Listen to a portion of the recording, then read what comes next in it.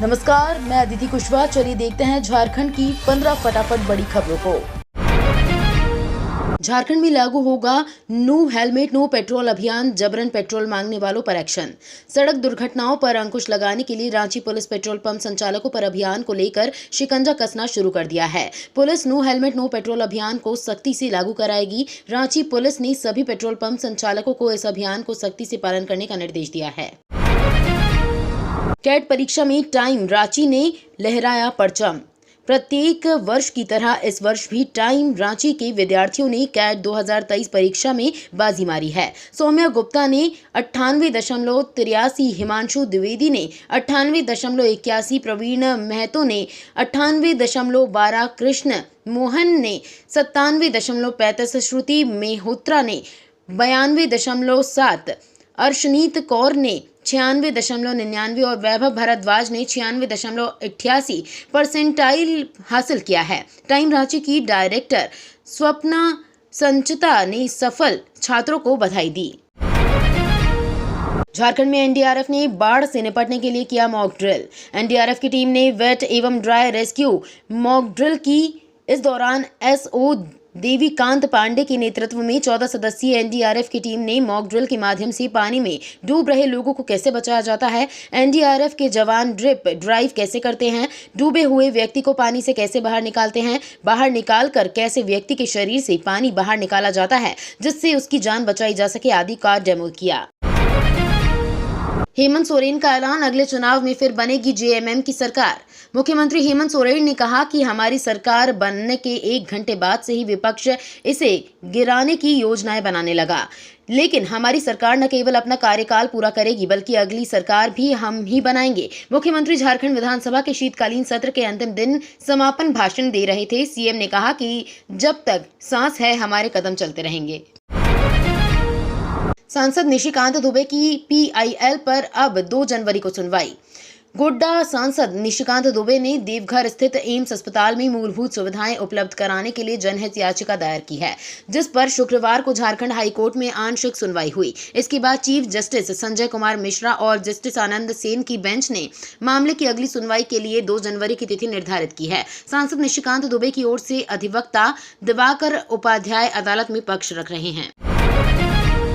झारखंड में आधी रात नक्सलियों ने रेलवे लाइन को आईईडी विस्फोट से उड़ाया, ट्रेनों की आवाजाही ठप। नक्सलियों ने प्रतिरोध सप्ताह के दौरान डेरवा व पौसेता के बीच 3rd लाइन को आईईडी विस्फोट कर उड़ा दिया। विस्फोट से पोल संख्या 356/29A/31A के पास पटरी पूरी तरह से क्षतिग्रस्त हो गई। इधर इसकी सूचना मिलते ही रेलवे ने एहतियात बरतते हुए चक्रधरपुर रेल मंडल के चक्रधरपुर व मनोहरपुर के बीच रेल यातायात रोक दी गई है। राज्यपाल सीपी राधाकृष्णन ने दी सिविल सेवा परीक्षा संशोधित नियमावली को स्वीकृति।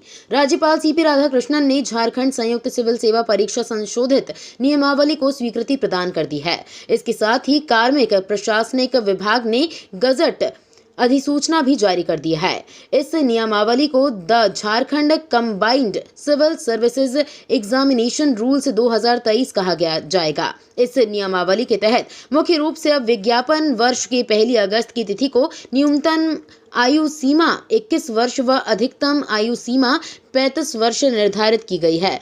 अनारक्षित वर्ग के अभ्यर्थियों के लिए क्वालिफाइंग मार्क्स 40% रखा गया है। पीएम हेमंत धनबाद में 981 करोड़ की योजनाओं को दी गई सौगात।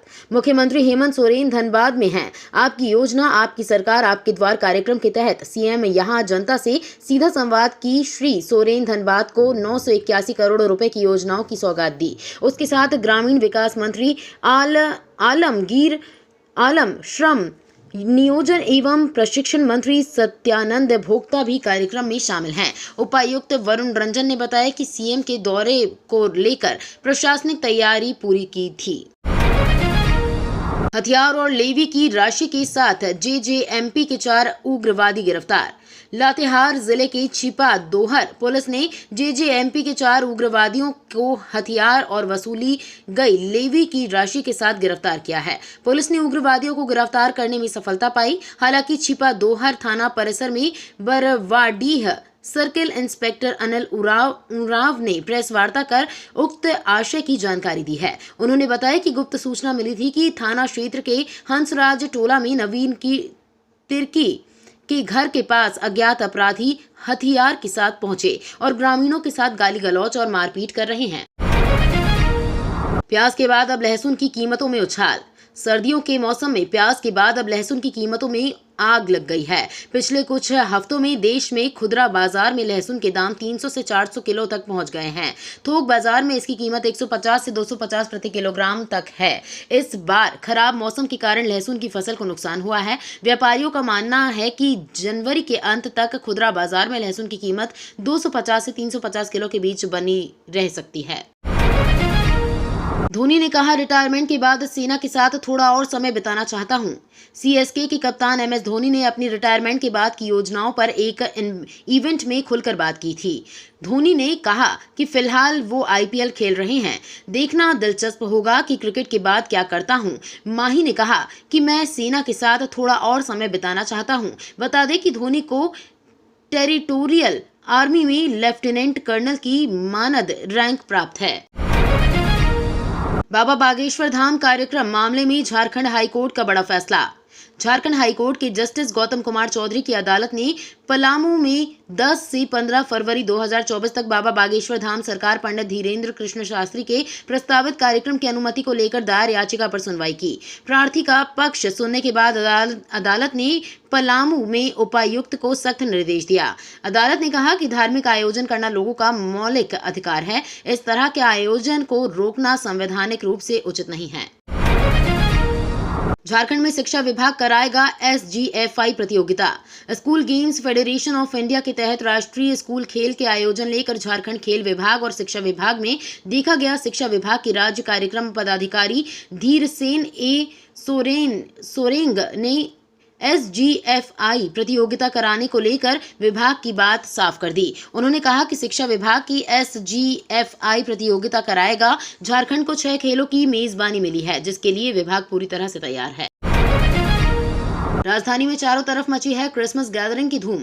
राजधानी रांची में GEL चर्च सेंटर काउंसिल की क्रिसमस गैदरिंग में मुख्य अतिथि डिप्टी मॉडरेटर जोसेफ सांगा ने कहा कि बालक यीशु के जन्म के संबंध में गडेरियों को संदेश सुनाया गया था कि तुम्हें डरने की जरूरत नहीं है। ये बड़े आनंद का समाचार है। डिप्टी मॉडरेटर ने कहा कि हमारे लिए कई तरह के भय हो सकते हैं, मृत्यु या अन्य प्रकार के भय, पर यीशु इस जगत में आए जो उद्धार करता है, शांति दाता है और मुक्ति दाता है।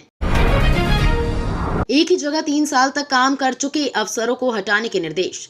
चुनाव आयोग ने लोकसभा चुनाव की तैयारियां शुरू कर दी हैं। इसको लेकर आयोग ने अफसरों की पद स्थापना को लेकर निर्देश जारी किए हैं। आयोग ने राज्यों के मुख्य सचिवों से कहा है कि जो अधिकारी एक ही जिले में 3 साल तक सेवा दे चुके हैं, उनका ट्रांसफर किया जाए। 30 जून 2024 तक उन्हें हटाकर आयोग को इसकी जानकारी दें। आयोग ने ये भी साफ कर दिया है कि लोकसभा चुनाव की प्रक्रिया 16 जून से पहले पूरी कर ली जाएगी। तो ये थी आज की बड़ी खबरें। डेली खबरों से अपडेट रहने के लिए चैनल को सब्सक्राइब करना बिल्कुल ना भूलें। धन्यवाद।